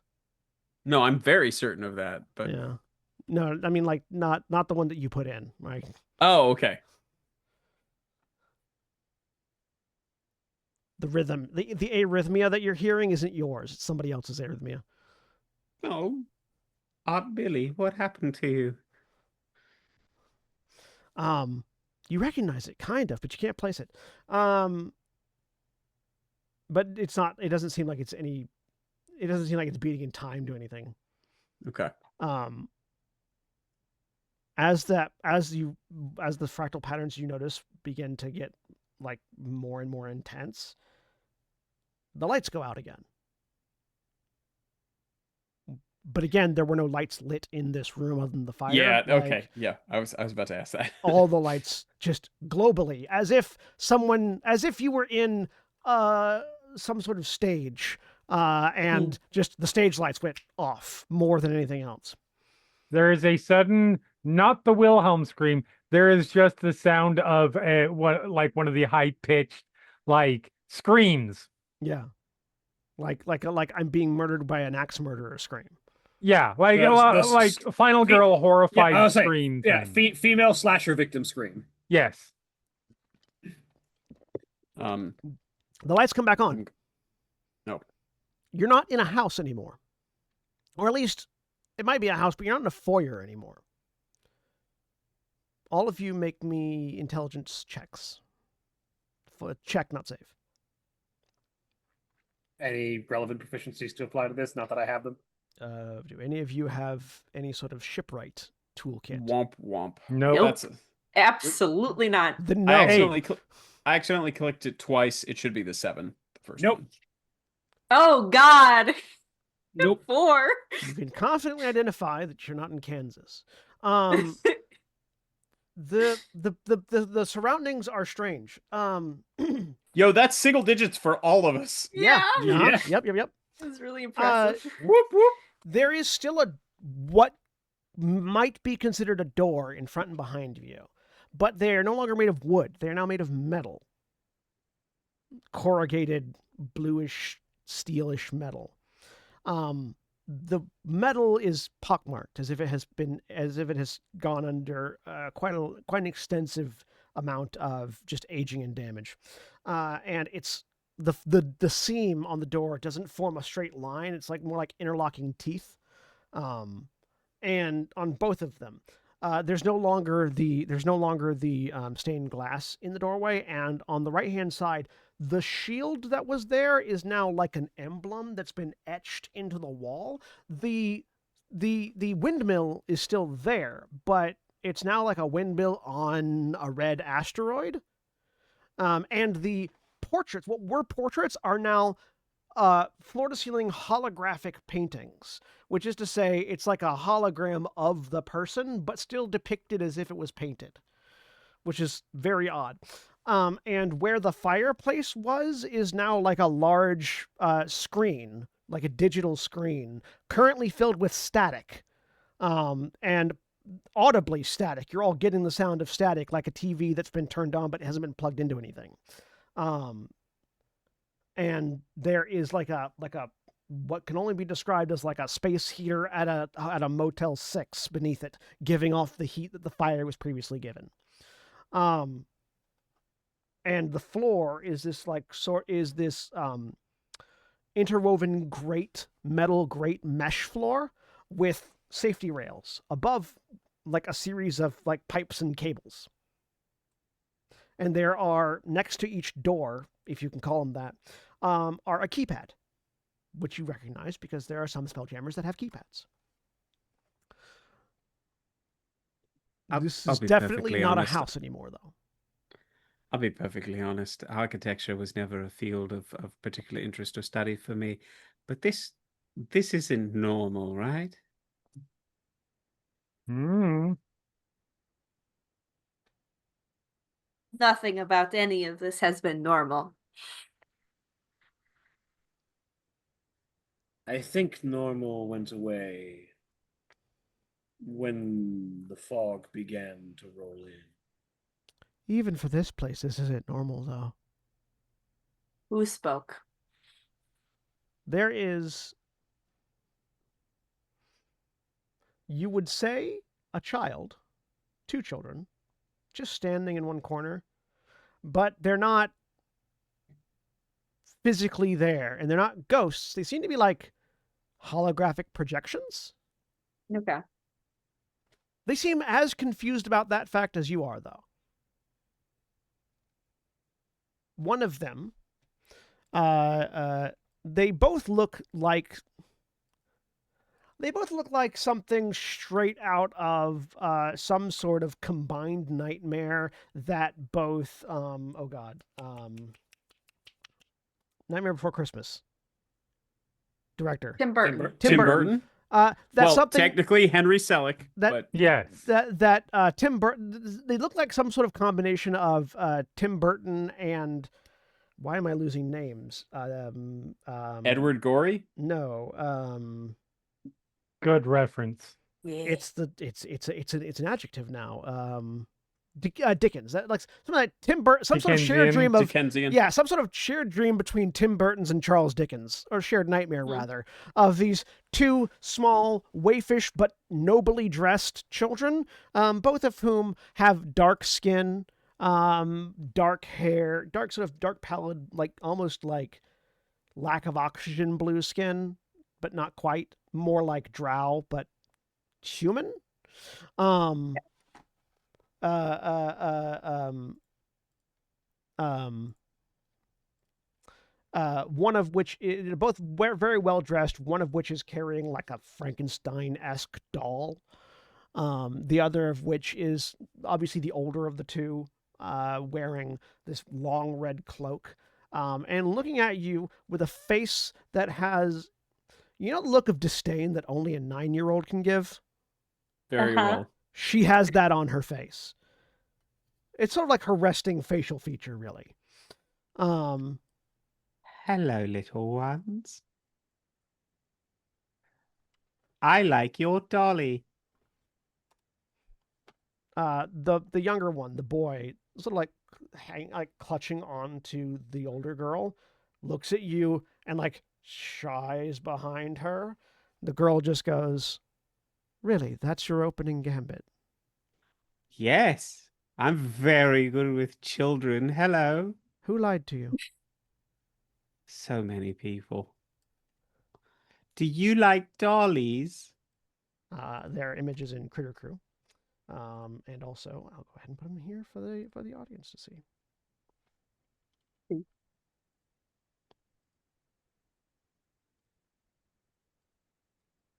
They look like that, but like a hologram, very like Obi-Wan Kenobi. You are my only hope.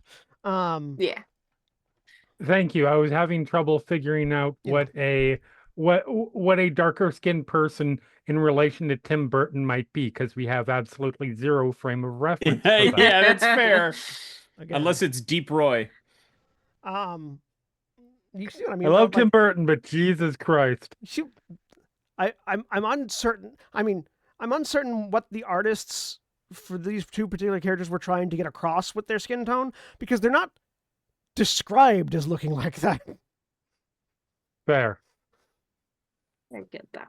I think what they were it's trying to very much a get vibe. across is just like gothic horror gray. Um, Twilight, like blue, like a yeah. It's something. Yeah, she's like a blue-gray. There's like a visual glitch in the hologram, and then they are more real than they were before. They're now solid, less blue, less projection. And the girl looks around, sighs.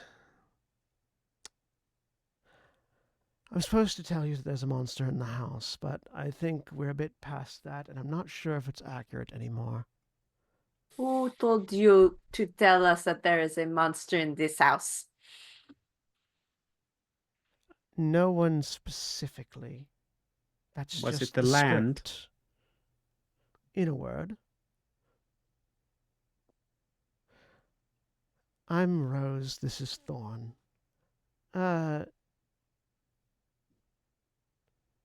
I'm going to be quite frank with you. This is the part where we're supposed to be creepy lost children that play on your morality and sense of ethics in order to encourage you to explore the house that we live in, to help us, and possibly go to your deaths. But that doesn't seem to be in play anymore, as I'm able to tell you this, and I'm not immediately being struck down by powers hitherto unknown to me. I thought you were Right. doing very well. Thank you. I'm very disappointed their names are not the Red Queen and the White Queen. Your home seems to be trying to switch between several different modes of existence. Yes, and it seems to be dragging us along with it. Now, if you would be so kind, they both disappear. And the lights shut off again. Ah, The lights come back on. And a lot of sound comes with it. You are in what can only be described as a hallway with checkerboard floor, white, black checkerboard. The distinct smell of $50 an hour and prostitutes on the corner, and the glaring lights of city life coming in from windows down the hall and like 6 different doors, all of which have three numeral increments, one of which is open. I'm beginning to lose my ability to keep track of where anything is supposed to be going. Meaning that they are each 3 numbers, or each one is 3 numbers off of the last one? Each is 3 numbers. Okay. Like What two, are like, the ones that we can see? 301, 302, 303, 304, 305. And Which then one's open? 304 is open. Okay. And is the window actually a window, or is it just sort of a It looks like a window. representation of a window? It looks like a window, as far as you can okay. tell. I opened the window. You go over to it. It's not the kind of window you can open. It's the kind of window that's just a window, right? You go over to look at it. You look out. It's like a rainy urban something. There are figures that should be a city, but it's not solid. It's like somebody was in the middle of computer generating a world, and it stopped after the one building you're in, but it's still trying. So it's weird, fucked up like AI versions of Kind of, yeah. buildings. And Nice. Craig, because your detect magic is still going on, the magic hasn't changed. It's Okay. the same magic. It's still trying to piece itself back together, though. You're watching strands of magic attempting, like, sort of weaving itself together and then disassembling and then weaving itself together again and then disassembling. The magic in the background just going, oh god, fix it, fix it, fix it, fix it, fix it. I'll reach up. Is Mr. Scream still sort of working to open the window, or did that stop when it became obvious that it's not an opening type of window? No, I don't think he's trying to open it anymore. He's just looking outside. I'll reach up and tap on it. Does it feel different to the wall? Feels like glass. Okay. Valeria will go and look and see what is inside the open door, because that is the only indicator that there is something to look at, and this house seems to be trying to get us to look at something. You look through the open door, and there is the exact same foyer you had been in previously, just now on the other side of this apartment door. Leaning over to Mr. Scream, we should probably break the window, right? If we can.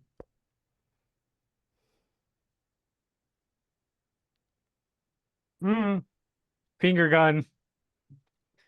Um, Boom. Yeah, the finger gun hits the window and it just sort of bounces off. oh Yeah. God! Frederick ducks to avoid the ricochet. Yep. Hits the wall. It ricochets like 4 times around an angle yeah. and passes like right over Valeria's shoulder. She doesn't move as it passes by. Yeah. Your hair and cloak go with it almost. Like, The Frederick's hat gets knocked off. we've been kind of like standing here, and the landscape has changed around yeah, us. the landscape has been changing around you. You haven't really been yeah. moving.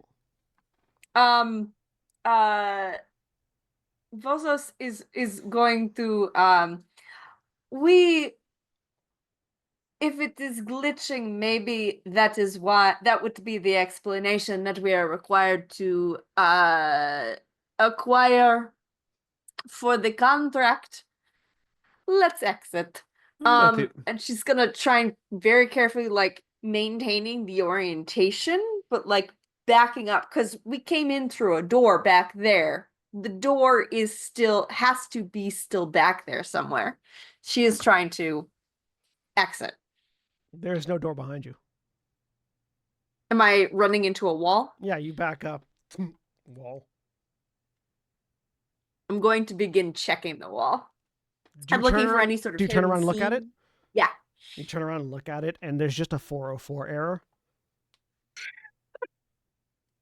404 hell door is not this? found. Exactly. It says 404, door not found.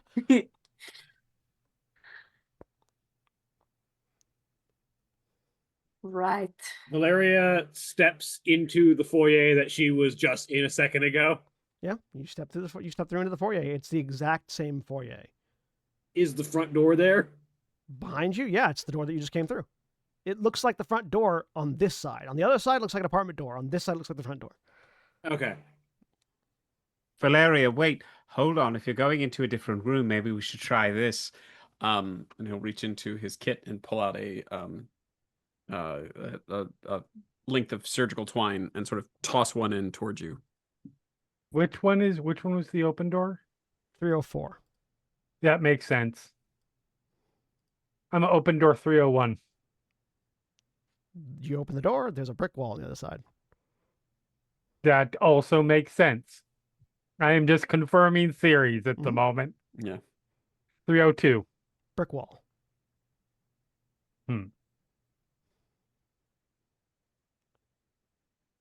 Not sure how that fits. You go for What are 303? you thinking? Huh? Do you go What for are you 3- oh. thinking? What is the theory?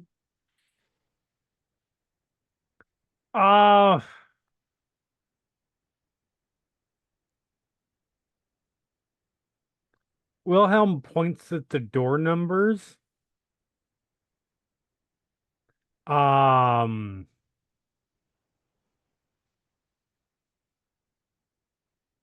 Sorry, I'm trying to figure out wording at the moment. Yep.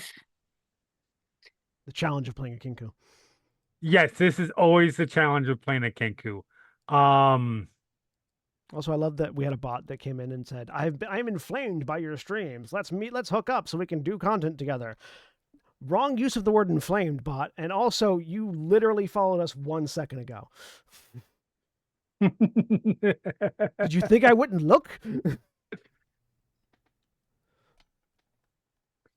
So I point at them.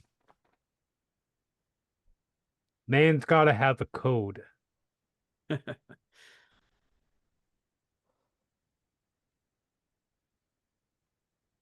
Valeria sort of leans back out of the door.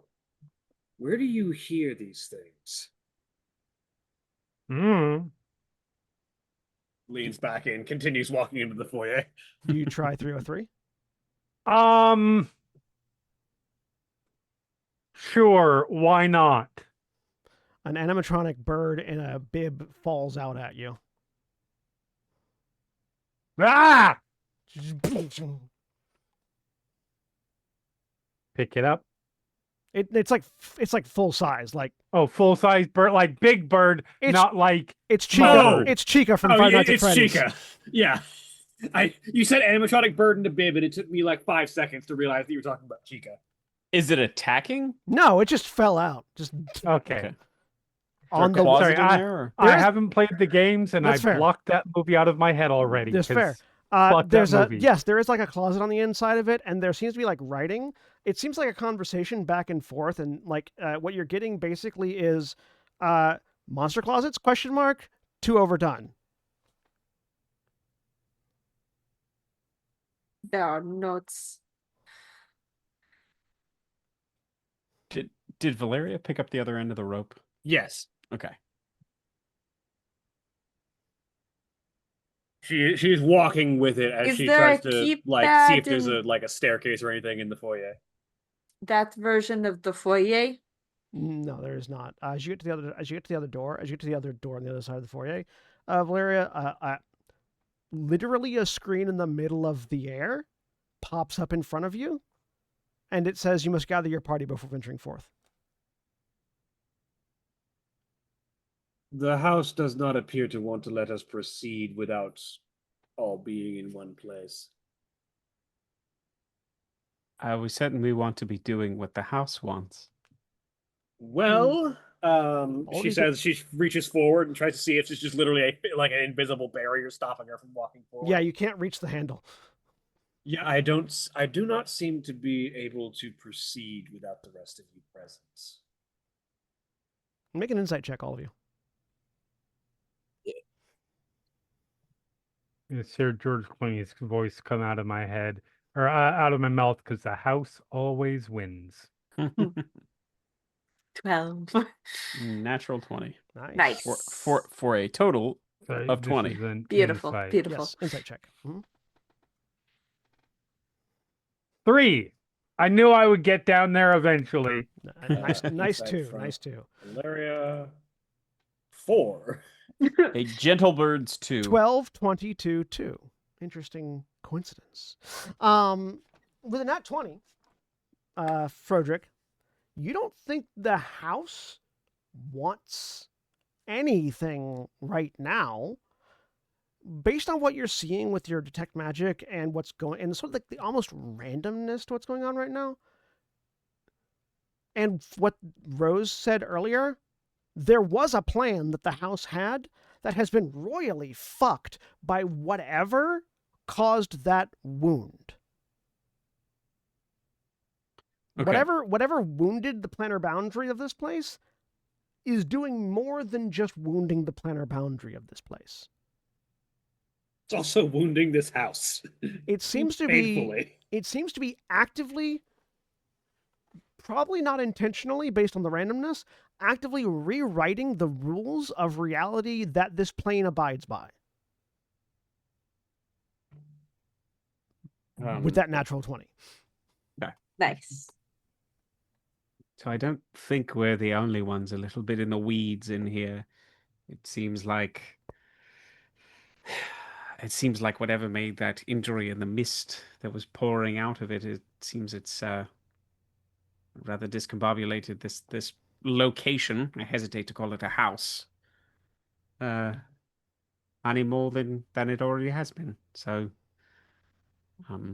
Well, in all cases being taken equally, perhaps the house would like us to solve this problem as much as we would like to solve it. So let's see if we can gather up and proceed further.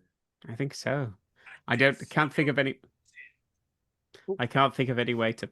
Was it Jeremy? Was it you? No, that was No, not Shawnee's mine. phone, Okay. a text of your Okay. reflexes. Yeah, that's my text. I wasn't sure if that was our Kenkuing. Kinkooing. Um, Cancooning? No, that's a Ted Cruz That's thing. the beach episode. Hang yes, on. I see. Yes. Wait for it. um, I'm not certain of any way that we could patch up the wound in the planar boundary outside, but maybe there's a root cause of it in here. No sense in treating the cause. No sense in treating the symptoms without treating the cause.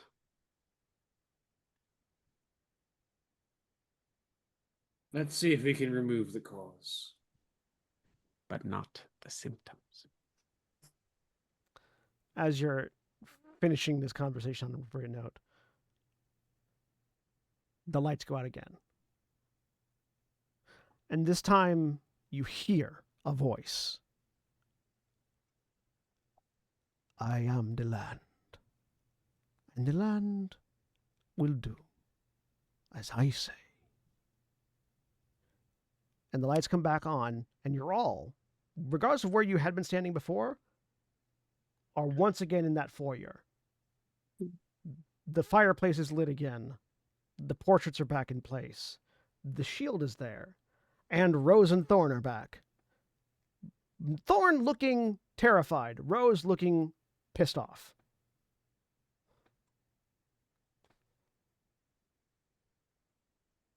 Yeah. What happened to the rope?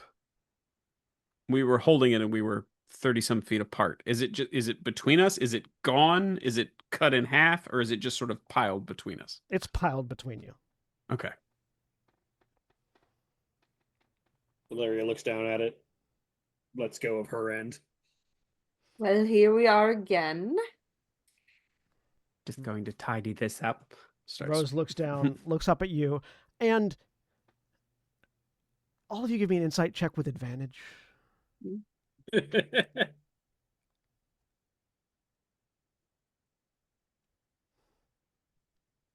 Natural 20. 13. Hold on just a second. Fuck on this. There we go. Very good with children. I think she needs a nap. 10. All of you can tell, as she speaks, her voice sounds like a terrified child. Her face looks like an annoyed adult. There's a monster in our house, as she points at the door that opens on its own, that would lead further into the house. And you get the sense that whatever script she had been referring to previously seems to have reasserted itself. Yep. And Well, she's annoyed. I guess the task is back online. I'm assuming it's going to try and kill us in either case, so let's go deal with that first.